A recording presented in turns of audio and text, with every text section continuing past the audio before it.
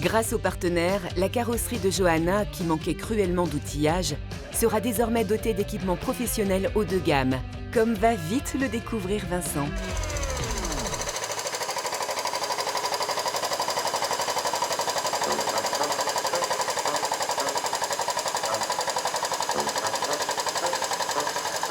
Tu fais quoi là? Je suis en train de lever le véhicule, Vincent. Tu vois qu'il y a des gens qui travaillent dedans là? Excuse-moi, mais pour mon confort de travail... Oui, et le mien de confort. Et c'est quoi? Waouh! C'est quoi? C'est un cric? Alors non, ça c'est une colonne de levage. Le but principal de ça, c'est quoi? C'est de lever la voiture pour pas avoir à se baisser ou c'est se glisser en dessous ou... Exactement, en fonction des interventions, si j'ai besoin de démonter un pare-choc pour le mettre en peinture, c'est pour avoir une meilleure garde au sol pour pouvoir me glisser dessous. Avec la colonne de levage hydropneumatique, Johanna pourra donc gagner en confort de travail grâce à cet outil capable de lever un véhicule de plus d'1,5 tonne en moins d'1 minute. Un équipement mobile grâce à ses 2 roues pivotantes et sans danger. Sa goupille de sécurité permet de bloquer 5 valeurs de hauteur différentes. Ça, c'est une arme redoutable pour Johanna et Charlotte parce que quand elles vont avoir à bricoler, se baisser, ouais, encore un truc qui va bien plaire aux filles. Quand elle aura pris confiance en elle et qu'elle va voir l'outil de travail qu'on va lui laisser, oui, elle va se dire, ça y est, je peux enfin mettre en application ce que je voudrais mettre en application depuis très longtemps. Maintenant, son vrai métier va commencer. De son côté, Thierry poursuit le déblayage et le nettoyage de l'atelier démarré la veille, que ce soit au sol ou encore sur les murs. C'est pas très beau tout ça là.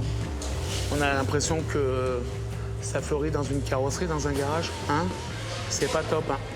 Voilà, en plus ça tombe, ça risque un jour qu'on sort une voiture de la cabine de peinture d'entacher le travail à Johanna. Okay. Donc je t'ai prévu une grande échelle, d'accord, une petite si tu as besoin. Tu me trouves un peu du monde s'il te plaît, tu peux m'enlever ça? Pas de souci. D'accord? C'est ça tout joli. Ok. Tac. Ça marche. Allez. Une fois les surfaces vierges de tout élément parasite, il faudra repeindre. Et avec 500 mètres carrés d'atelier, il y a du boulot. Ça va, Nico? Ça va, tu vas bien? Qu'est-ce que tu m'as amené? Alors, je t'ai amené un super pistolet de peinture. Ouais.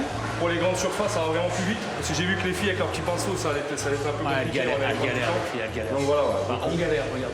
Exactement, t'en as partout, t'en prends dans les yeux, tout ça. Donc voilà, donc le plus simple, on va y aller au pistolet à peinture, comme ça on va gagner du temps. Ça fait relativement chaud au cœur de voir tout le monde bosser en même temps. Personne ne s'arrête et tout le monde a tout le temps une activité à faire, et d'un bureau, d'une peinture, de quelque chose. Il y a un côté excitant parce que je vois les choses qui se construisent. Un garage qui était vraiment moche, en train de devenir vraiment un beau garage. En parlant de peinture, notre carrossière était jusqu'à maintenant dépourvue de spectromètre. Un manque important pour une carrosserie digne de ce nom, qui est désormais de l'histoire ancienne grâce à Julien. Bon, alors, tu vas nous mettre le spectromètre. Ouais. C'est un appareil qui permet de donner la référence exacte de la peinture, et ce, en quelques secondes. En fait, lui, il va lire la teinte et l'ordinateur va faire les calculs. Ce qui nous permet d'éviter les nuanciers. Ah ben non, c'est pas celui-là, c'est celui-là, c'est celui-là. Exactement. Exact. Alors vas-y, fais voir comment ça marche. Donc là, il y a plusieurs mesures sur la surface. Parce que... C'est une moyenne. En fait, il fait une moyenne pour être sûr d'avoir la bonne couleur. Ah, carrément, il fait des photos, il analyse Oui, et... exactement. Pour le challenge, puisqu'on fait un challenge à chaque mission, pour Johanna, je vais lui demander de travailler sur ma voiture et je vais lui demander de redresser un POC qu'il y a à l'arrière et puis du coup de me faire un raccord de peinture. Alors c'est plus compliqué de faire un raccord sur une peinture existante plutôt que de repeindre toute une pièce parce qu'il va vraiment falloir que la peinture refaite soit exactement la même que la peinture d'origine et ce, sur 10 cm². Et donc maintenant avec ça, une fois qu'on a les données, on fait quoi? Une fois que la couleur est dedans, on n'a plus qu'à aller à l'ordinateur et c'est lui qui va nous calculer la couleur. Et la question à $1 million, ça vaut quoi un truc comme ça? Donc ça, cet appareil-là, il vaut entre 8 et 10 000 euros. Non mais pas la voiture avec, juste Pas la le... voiture, juste l'appareil. Ça vaut 10 000 balles un truc comme ça? Je veux voir ça. Ok. Non, il n'y a pas de voleur ici. Bien. Alors, fais-moi voir maintenant, une fois que tu as les infos dans la machine, du coup on arrive ici et on le branche. Ok, ça se met sur son socle, tu le branches. Donc là, on voit qu'il nous a trouvé la bonne teinte. Une véritable carrossière fabrique sa peinture elle-même. Et jusqu'ici, Johanna s'appuyait uniquement sur ses yeux. Il n'y a pas de spectro? Non, moi je colle mes yeux et je regarde la léchette. Ça remplace le spectro. Désormais, grâce aux informations transmises par le spectromètre, elle pourra composer et recréer à l'identique les teintes d'origine des véhicules. Super, bah écoute, je viens d'apprendre un truc parce que vraiment en carrosserie, j'y connaissais absolument rien. Et pour moi, t'as acheté le pot de peinture qui correspondait à la référence. Mais non, tu fabriques ta peinture parce qu'avec le soleil, les années, l'âge, elle a pu évoluer. Et donc l'ordinateur va nous permettre de réajuster une peinture au plus proche de l'original. Exactement. Maintenant que la teinte du véhicule a été identifiée, il est temps pour Vincent de rejoindre Johanna non loin de son entreprise pour une mission spéciale, à savoir refaire une beauté à son pick-up cabossé. Ce qui serait bien, c'est qu'elle débosse avant de peindre. Mais je pense qu'elle a suffisamment de métier derrière elle pour ne pas faire les choses à l'envers. Ça va, Choupette? Ça va et toi? Ben bien. C'est une carrosserie, là. Oui, Et je dois rentrer la voiture, là. oui, tout à fait. Si elle passe. On va chercher la disqueuse, on va agrandir la porte. Pas de souci. Tu me guides? C'est parti. C'est pas très difficile comme challenge qu'on lui a donné. C'est pas comme s'il fallait déplier une voiture accidentée. Là, c'est du savoir-faire. Là, on a un POC qui a été fait par quelqu'un de bien intentionné, qui a dû se dire « Ouais, voiture qui pollue et tout », sans chercher à savoir si ça roule au bioéthanol ou au GPL. Et puis là, on a juste une rayure.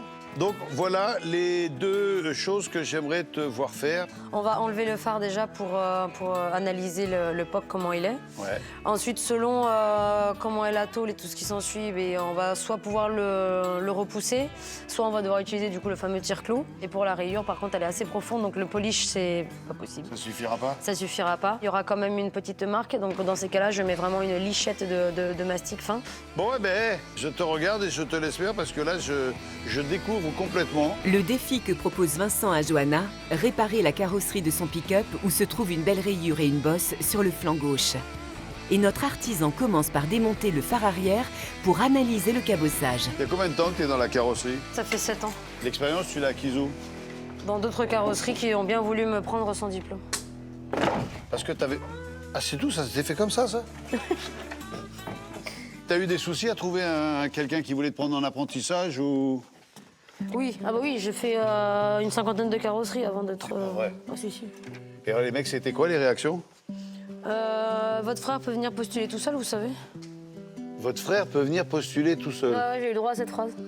Et j'ai dit, mais si je viens ici, c'est pour moi, c'est pas pour mon frère ou je sais pas quoi. Et ils m'ont ça, dit, juste parce que t'es une fille. Juste parce que je suis une fille. Rentrer dans ce milieu-là quand t'es une fille, de toute façon, déjà ça à la base, c'est un challenge. Moi, j'ai qu'une envie, c'est de dire, attends, tonton est là, je vais tout faire pour t'aider. Parce que s'il y a un truc que je supporte pas, c'est l'injustice bête. Ça s'appelle une cuillère. Une cuillère. Voilà, c'est là, on en a plein de différentes. Ok. Et en fait, selon la forme, ça va être pour passer dans plusieurs endroits du véhicule, plus ou moins accessible. Et tu fais bras de levier sur quoi? Sur la tôle qui est à l'intérieur. Sur ça. Sur un point dur qui est là. D'accord. Donc j'essaie juste de voir en fait comment fonctionne la tôle avant d'opter pour plusieurs techniques. Pour le tire-clou ou pas? Voilà. Et donc là, je regarde comment est la tôle. Ben, quand elle sort la cuillère et qu'elle rentre la cuillère dans l'interstice entre les deux morceaux de tôle et qu'elle commence à faire bras de levier en s'appuyant sur... À un moment, tu te dis, mais t'es sûr de ton coup, là? Ah ouais, ouais. Ah ouais, d'accord. Allez, mets un coup de bombe et c'est bon, on a fini. Elle m'a montré qu'elle savait faire, qu'elle était délicate, qu'elle était précautionneuse, comme on dit. Quand je vois avec quelle vitesse et quelle dextérité elle a redressé mon POC, franchement, je me fais pas de soucis.